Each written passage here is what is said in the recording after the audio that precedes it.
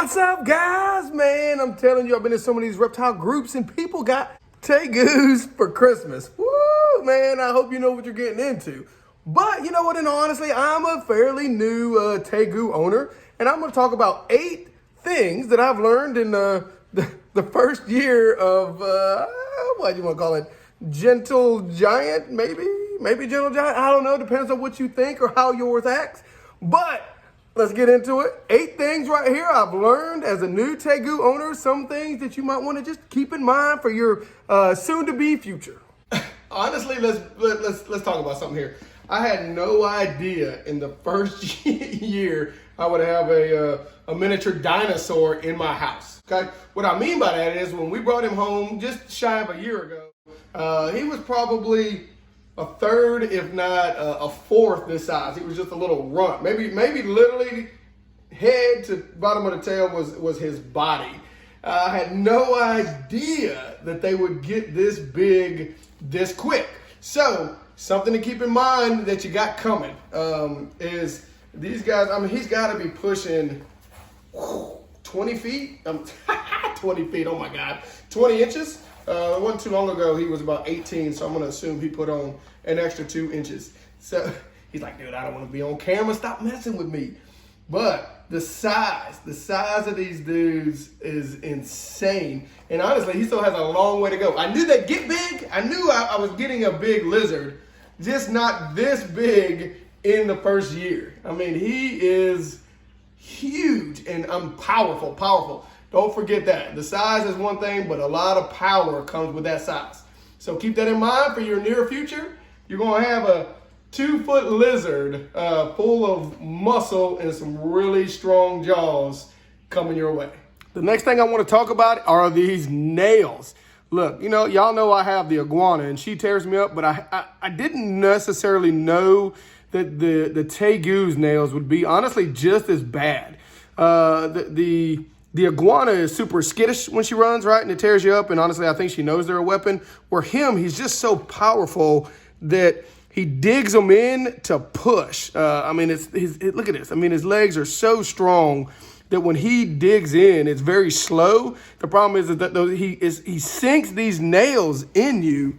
So just something else to keep in mind, you're going to honestly have to file or trim these nails back quite frequently. Because every time you get him out, he's going to do some damage to your hands, scratching you up and doing those kind of things. So something else is it's like you know, but then you get it and you're like, man, like if I wanted to get ripped up, I'd just get another iguana. Did not know I would get that from this tegu. There you go, size and nails. God, isn't that funny? Just like talking about a freaking iguana. Can we take a break and just talk about how gorgeous this dude is? I mean, he's a mix of the Argentine and the red tegu, and I'm telling you, that coloration pattern, I say it all the time, every time I do a video with this guy, is amazing. And even the texture, to be honest, is really cool. But another thing you need to know about is the water bowl. So it's funny, I put up a post, I was like, does anybody else struggle with the water bowl? Everybody, oh my God, all the time. Look, I'm telling you, you are gonna have to change that water bowl about 45 times a day. Remember, they like to burrow. So he's got about 2 inches of substrate down in the bottom of his enclosure. And all he does is flick it, right? When you watch him, it's like watching a groundhog. He just flicks that stuff everywhere. We put it up on a platform. We try to move the substrate away from the water bowl. It doesn't matter. It finds its way in. I even have an elevated water bowl, so it's set up high. Doesn't matter. And while we're on the subject, the substrate needs to be soaked. You do a little research on it and you'll see something we've tried to pay very close attention to, but sometimes it's hard to keep up. The substrate needs to be soaked, not misted, not sprayed. Like we literally take a pitcher of water, dump it in and soak that substrate, because what happens is when they go to shed and that substrate is dry, they will lose their toes. So keep that in mind as a new tegu owner. Something that you don't see everywhere you read, and some people will tell you, so I am telling you, be careful of their toes. Keep in mind for that future of your new, ginormous, beautiful friend, right? Another thing to keep in mind about your new friend is they are intelligent, super intelligent lizards. And so when it comes to the socialization, you got to make sure you know you're going to have to do it. You're going to have to spend some time with him. He was extremely bitey, maybe when he was probably a little less than half the size, flipping out and things like that. He still gets a little, I call it cage defensive, that he does not like you sticking your hand in there. But now, like for example, today he gave me one little whoop, flick of the tail. I didn't retreat. I didn't pull back. Went ahead and got him up nice and easy, and this is how he's been since I've had him out. The reason I tell you guys that is because a lot of people give their own opinions on socializing these guys. Y'all should know me by now. I do it all different. People say you should put him in a big enclosure. Honestly, he needs a big enclosure at this size. But this is how I look at it, is that if he isn't used to you or your family or whoever's in there trying to get him, and you have him in a big enclosure, my opinion is he's going to become very dominant. That is going to be his huge area. So actually I took him from a large enclosure and then experimented, but I've left him in there until I can get him to this point. And I think it made a huge difference. He went from bitey to flipping out to running. And I have him, his enclosure is up high. So when I walk up to it, it's about head level to me. So therefore I'm not reaching in, I'm coming up to him. And it's made a world of difference. Honestly, I'm telling you guys, sometimes smaller might be better. I know it doesn't work for every animal and Tegu in person, but I'm telling you, if you have him in a big enclosure and he is not calming down, try something a little smaller that you're not having to reach in. I do agree with that. They're just super smart. You don't want to reach in and grab them if you have a terrarium. But make sure, because a lot of people say, oh, sit down and let them. No. You have to show that two things, that you are the dominant figure in his life and that you're not going to eat him or harm him. And sometimes you kind of got to force that and force that and force that and force that. And then, in my opinion, if you do it right, you end up with a guy like this. Like before, I would never get as close to his base, would I? I would never. Because if you guys truly want to know, another thing is their bite. They get to this size and you take a bite from this dude, their jaws and bite force is impressive. I'm going to do another video on that coming soon, so I don't want to get too much into it, but look it up. Their bite force is amazing. How that jaw structure is a God-given ability. So trust me, you do not want your iguana, I'm talking about iguana.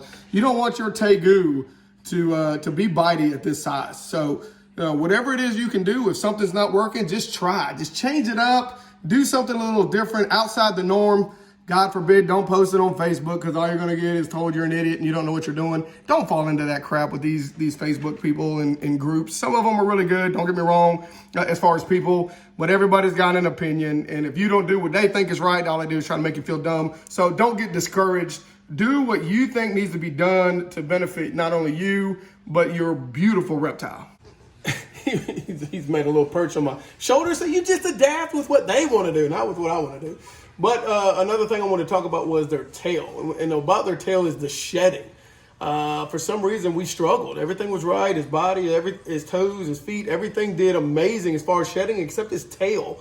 And God, we were almost scared. It was like almost looked like it was getting infected. So I even put up a post in the groups just to ask. And it was interesting that a lot of people have the same issue. So what was recommended, which was kind of something I had to do, I guess, a little more, which was just soak them. Soak them in a tub, soak them in something that has a lid, which I've done. Obviously, his tail's now gotten a lot better. But if you come across that kind of issue, soak them. Hot water in a tub. We even coated him with some A&D ointment or Neosporin, whatever you have, because it did look like it was getting a little infected.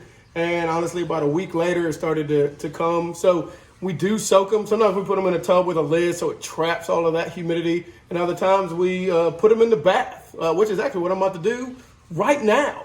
But just something, don't panic. If you ever have a shedding issue, honestly, with any of your reptiles, soak them. Do the first step first, which is soak them. Obviously, check your humidity, check your temperatures and things like that. But sometimes it can be perfect and they just struggle for whatever reason. So soak them. Sometimes put them in a plastic tub with a lid, trapping all that humidity and moisture in there. Other than that, like I got a big old tub, I'm about to go throw them in, and I just let them get some exercise and swim. So let's go do that, and we'll call it a day.